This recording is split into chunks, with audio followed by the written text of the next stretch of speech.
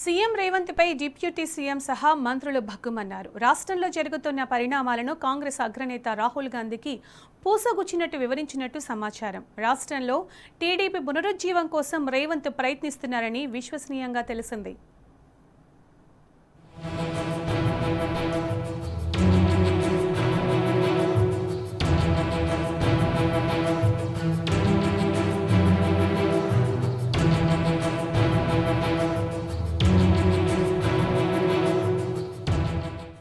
AP CM Chandrababu ఆదేశాలను CM Revanth Reddy రాష్ట్రంలో అమలు చేస్తున్నారని కాంగ్రెస్ సీనియర్ నేతలు హైకమాండ్కు ఫిర్యాదు చేసినట్లు తెలిసింది. ఆంధ్ర పార్టీల కూటమిని ప్రత్యామ్నాయ రాజకీయ వేదికగా పెట్టుకున్నారని, తెలంగాణలో టీడీపీ పునరుజ్జీవం కోసం ప్రయత్నాలు చేస్తున్నారని, భవిష్యత్తులో కాంగ్రెస్ పార్టీని చీల్చి బీజేపీతో పొత్తు పెట్టుకునేలా ఎత్తులు వేస్తున్నారని చెప్పినట్టు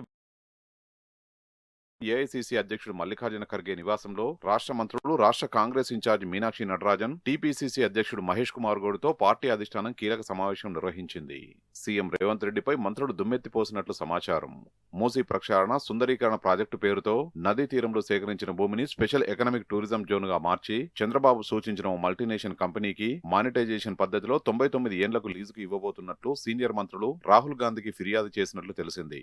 రాష్ట్ర ప్రభుత్వం 58,000 కోట్ల రూపాయల ప్రాజెక్టు వ్యయాన్ని భరించేందుకు సిద్ధమైందని మంత్రులు ఆధారాలు సమర్పించినట్టు విశ్వసనీయ వర్గాల సమాచారం. రాష్ట్రంలో బలంగా ఉన్న 2 పత్రికలు, 4 ఛానళ్లను అడ్డం పెట్టుకుని తమ వ్యక్తిత్వంపై దాడి చేయిస్తున్నారని, తమను అవినీతి పరులుగా చిత్రీకరిస్తున్నారని, అధికారాన్ని అడ్డం పెట్టుకుని డూప్లికేట్ ఆధారాలు సృష్టించి అధిష్టానానికి పంపించి గుండుగుత్తగా అందరినీ మోసం చేస్తున్నారని వివరించినట్లు చర్చ జరుగుతున్నది. సీఎం రేవంత్ రెడ్డి వేస్తున్న ప్రతి అడుగు తెలంగాణలో టీడీపీకి పునరుజ్జీవం పోసే దిశగా ఉంటున్నదని, ఇందిరమ్మ, రాజీవ్ గాంధీ పేర్ల కంటే ఎక్కువగా ఎన్టీఆర్ నామస్మరణ చేస్తున్నారని నేతలు అధిష్టానానికి ఫిర్యాదు చేసినట్లు సమాచారం.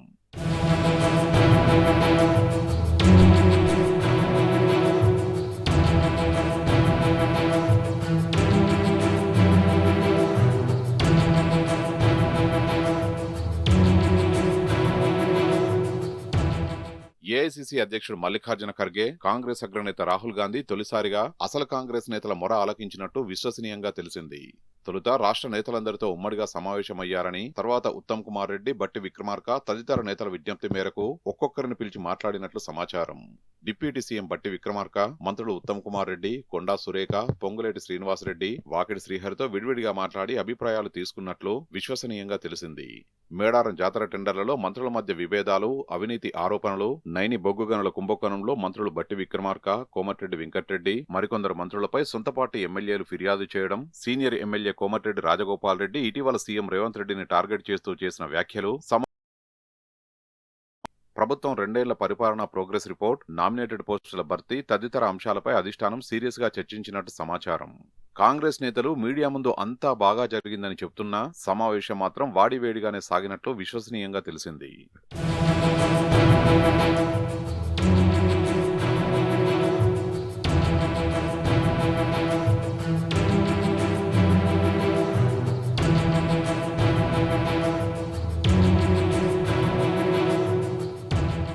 మంత్రులు బట్టి విక్రమార్క, కొండా సురేఖ, పొంగులేటితో భేటీ సందర్భంగా వారి మీద వచ్చిన ఆరోపణలపై ప్రధానంగా చర్చ జరిగినట్లు సమాచారం.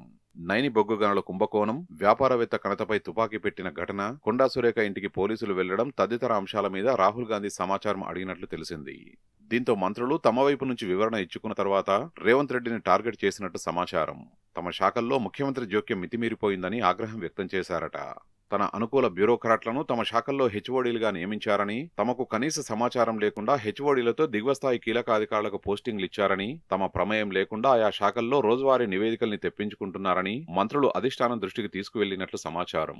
ప్రతి శాఖలో షాడో మంత్రుల్ని పెట్టి సమాంతర వ్యవస్థ నడిపిస్తున్నారని, అధికారులు కూడా షాడో మంత్రివర్గానికే సహకరిస్తున్నారని, తమను డమ్మీలుగా చూస్తున్నారని ఫిర్యాదు చేసినట్లు తెలిసింది.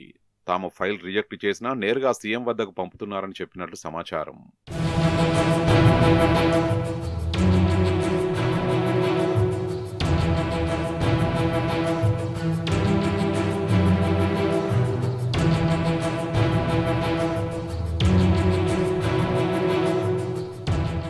నైని బొగ్గు గనుల కుంభకోణం పేరుతో సీఎం రేవంత్ రెడ్డి పత్రిక యజమానితో కలిసి తనను ప్రజల ముందు దోషిగా నిలబెట్టినట్లు డిప్యూటీ సీఎం బట్టి రాహుల్ గాంధీకి వివరించినట్లు తెలిసింది.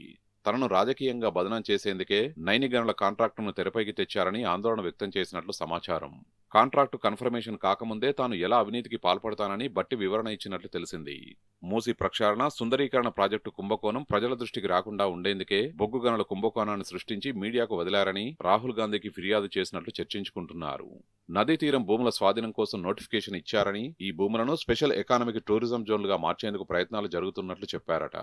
చంద్రబాబు అనుకూల కంపెనీకి ఈ భూములను 99 ఏళ్ల లీజుకు ఇచ్చే ప్రయత్నాలు జరుగుతున్నాయని తెలిపారట. దీన్ని ఉత్తమ్ కుమార్ రెడ్డి అధిష్టానానికి వివరించినట్లు తెలిసింది. రాజగోపాల్ రెడ్డి వ్యాఖ్యల్ని అధిష్టానం పరిగణలోకి తీసుకోవాలని మంత్రులు సూచించినట్లు తెలిసింది. మంత్రి పదవి ఇస్తామని పార్టీ పరంగా హామీ ఇచ్చిన మాట నిజమేనని రాహుల్ గాంధీ అన్నట్టు సమాచారం. దానికి బట్టి విక్రమార్క బదులిస్తూ ఆ సమయంలో తాను కూడా ఉన్నానని చెప్పినట్టు సమాచారం.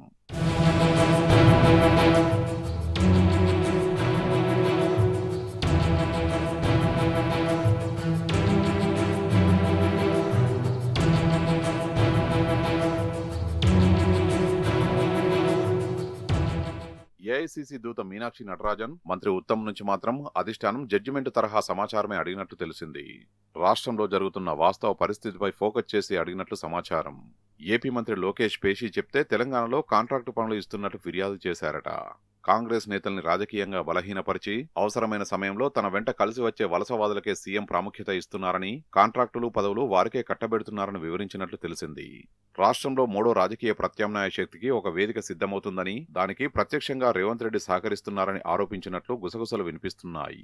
ఎమర్జెన్సీలో కాంగ్రెస్ ను రెండుగా చీల్చి ఆంధ్ర కూటమితో కలిసే ప్రయత్నం జరుగుతున్నట్లు తన వద్ద సమాచారం ఉందని, అధిష్టానమే దీన్ని నిర్ధారించుకోవాలని సూచించినట్టు తెలిసింది. ఈ వ్యాఖ్యలకు మద్దతుగా మీనాక్షి సమాచారం ఇచ్చినట్లు చర్చ జరుగుతున్నది. మున్సిపల్ ఎన్నికల్లో టీడీపీ ఓటర్లను తమ వైపు తిప్పుకునే కారణం ముందు పెట్టి టీడీపీని ప్రమోట్ చేసింది వాస్తవమే అని ఆమె వివరించినట్లు తెలిసింది.